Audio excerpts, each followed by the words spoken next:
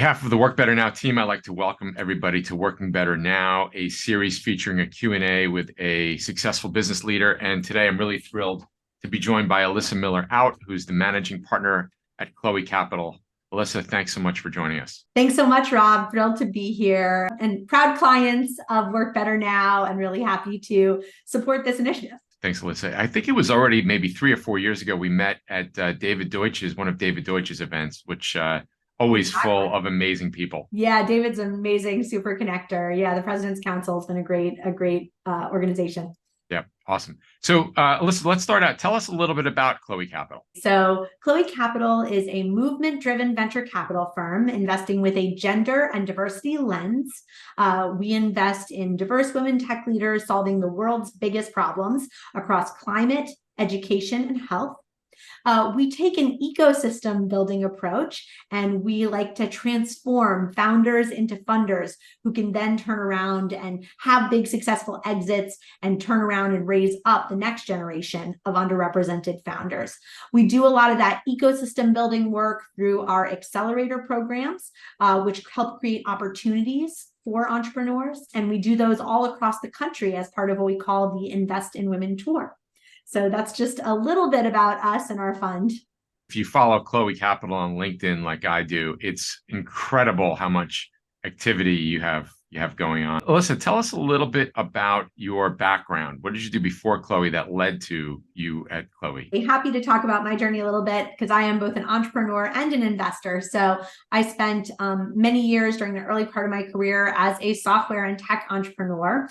So I know that journey firsthand, and now I help out on the investing and mentoring side with other startup entrepreneurs as well. My background was in software services and software products. So I led a software services company for many years alongside my husband called Singlebrook Technology, where we help serve a lot of Fortune 500 companies, as well as impact-focused organizations, as well as startups. And I got into mentoring startups during that time. I also spun out some software product businesses during that time, as well as working in software services, and focused a lot on technology for good and technology for social impact during that part of my journey. We were an early benefit corporation and a certified B Corp, which I'm very proud of.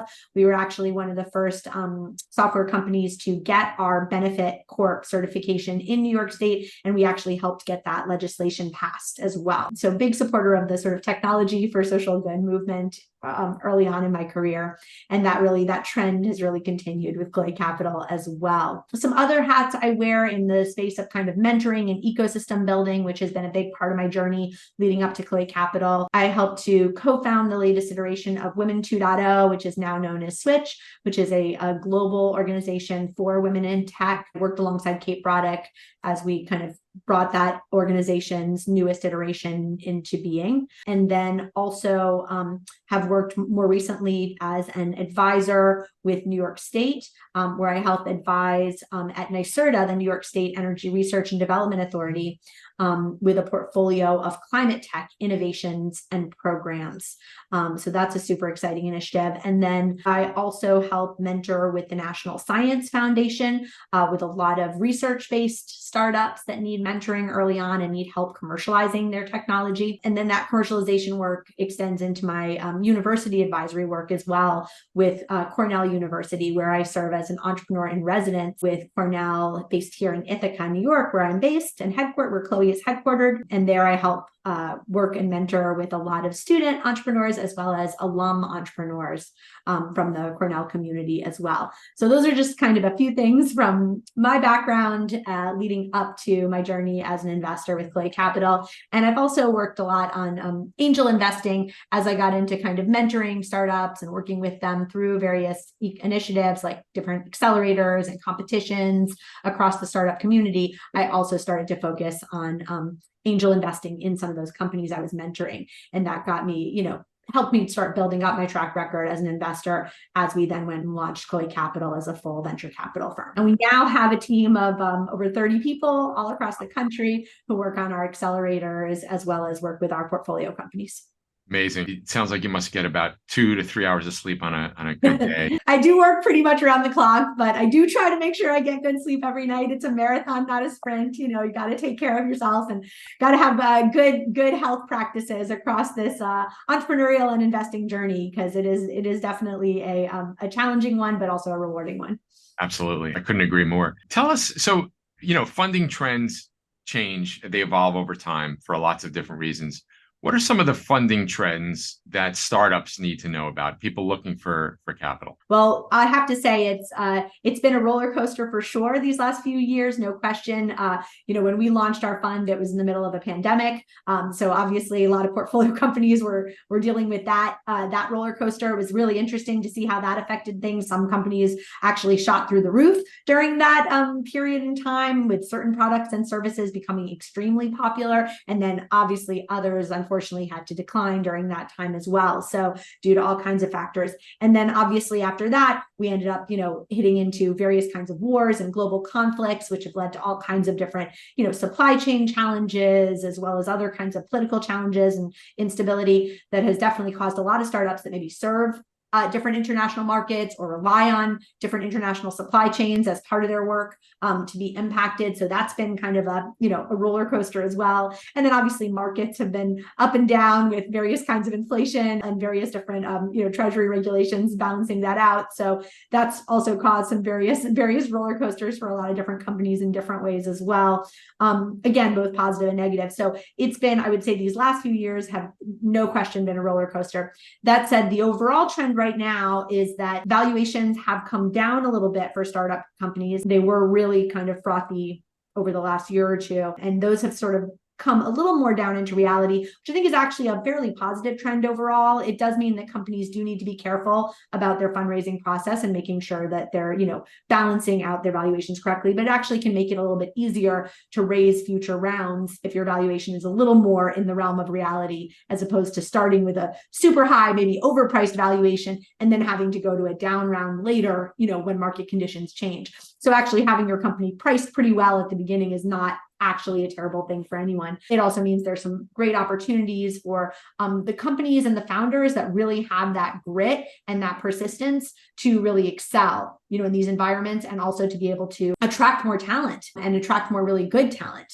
in this environment. So I think it presents a really good opportunity for companies right now to see some of those really, really, truly successful companies kind of emerge as we get through this. It tends to be when these kinds of markets happen, it tends to bring the best founders to the forefront, you know what I mean, and give them a chance to really thrive. So we're excited about what we see, but there's no question that it's never an easy time to fundraise, especially for the underrepresented founders that we work with that do experience certain additional barriers in access to capital, which is part of what we're trying to address at Clay Capital with our accelerators and with our fund. But I recommend that folks, stay persistent and stay with it. That's really the only way to to succeed in this business. And indeed, that persistence does often pay off. I never considered the benefit of lower valuations, but it makes a lot of sense, particularly what you said earlier. It's a marathon, not a sprint. Could be good for companies in the long run. I never thought of that. If we flip the table around a little bit, obviously you see a ton of deals and you see a ton of even more companies before the deals. Many business owners love to invest in private companies, either instead of or in addition to the public markets. What would your advice be for the new investor into startups or privately held companies? I'm glad you asked this, because we created a whole course, in fact, on our website to address the needs of some of the early investors or folks who are new to the angel and venture capital world and wanting to learn more about this area of private capital investing. So feel free to go to claycapital.com and check out the impact investing course that we have on our website. While it's got to focus on impact investing, it also serves as a great primer for folks who are new to the investing space. But some early tips, can be, you don't have to go at it alone. So one thing you can do do is if you're interested in getting involved in this world of private equity investing, of which venture capital and angel investing are, are a segment at the sort of earliest stage, I recommend joining, looking to join an angel group in your community, or finding a place where you can maybe learn from other investors, do due diligence together, things like that. Joining a fund like Chloe Capital can be a great way to do that as well, because you get access to a community of other investors and accelerator programs with great deal flow coming in. So these are all great ways to join sort of a community of other investors and learn from each other. I recommend that highly. And then in terms of, balancing out this part of your portfolio, I think a lot of people don't realize that private equity investing is more accessible than it's ever been before. And a lot of people don't realize that it's something they can really build into their portfolio. So people are usually familiar with public stock market investing, and whether they do it through, some mutual funds, or whether they go into individual stocks. Most people are familiar with that. But in terms of accessing this whole world of, startups and accessing kind of private investing, there's a number of ways to do it now. If you're a smaller investor, you can do it because of the Jobs Act, you can actually do it through these equity crowdfunding platforms now, where you can invest as little as $100 or a couple $100 into a startup and actually get a return on your investment if that company does really well. You can also, if you're an accredited investor, focus on angel investing or invest in funds and do it that way. If you are interested in philanthropic opportunities, there's ways to do that as well now. You can, whether you're accredited or non-accredited, and what that term means, by the way, is just an SEC definition that helps categorize investors who are higher net worth, typically $1 million or more in net worth, or $200,000 or more in income, or $300,000 with their spouse. And there's some more nuance to it, but it's just based on the SEC definition. However, there are opportunities for both accredited and non-accredited investors with philanthropic investing as well, which can be done through a donor-advised fund, or can be done through other nonprofit vehicles that actually allow you to make a donation that then can be used as an investment. So you can get a tax benefit, but also be supporting various private investments that you might believe in. So we, for example, have now Chloe Circle, which is our nonprofit arm that manages those kinds of philanthropic investments of different kinds. So there's a lot of different opportunities for folks out there interested in getting into this space, really at all levels. I do recommend making sure that it's only a small percentage of your portfolio, because I do like to remind people that this is a high risk, high reward, long timeline horizon type of investment. It can take 10 to 12 years to see a return from a startup. Can also, your money can be tied up for a long time. And of course, there's risk of investment loss, just like with anything. Obviously, there's a potential bigger return profile, but also a big loss and risk return profile as well. So my typical recommendation to folks is that it should be single digit percentage of portfolio. So, and depending on how sophisticated an investor you are, some people might want to do less than 5% of their portfolio in this. So it's money that you can afford to lose, in other words. And then for folks who are more sophisticated investors, like when I'm doing my personal angel investing, I might go up sometimes to 10% or so of my portfolio, right? Because I might say, okay, this is something obviously I do for a living, very comfortable with it in the venture world. I may want to do a little bit of that in my private portfolio as well, right? Yep. That might have been the best recap I've ever heard in investing in private companies, all in about 4 minutes. That was amazing. Thanks so much. Switching gears one more time. Elissa, what do you like to do when you're not working? Although I can't even imagine when that is, given your schedule. Sure. No, I have a big extended family that I spend a lot of time with, which is great. And then I'm based here in Ithaca, New York, where we have a lot of beautiful hiking and waterfalls, lakes. So I spend a lot of time outside in nature. I have 2 amazing dogs who we go hiking with a lot. That's a really fun sort of family activity here in Ithaca. It's been really fun to see the changing seasons, and fall is just a spectacular hiking season here. But excited to go head into the winter season as well. And we try to spend as much time outdoors as possible through all seasons. Awesome. Elissa, where can people find out more about you and Chloe Capital? ChloeCapital.com is a great place to find us. We're super easy to find. And my name, Elisa Miller-Out, is quite distinctive. So you can find me all over social media and online. Please get in touch with us. info@ChloeCapital.com is where you can reach out. Awesome.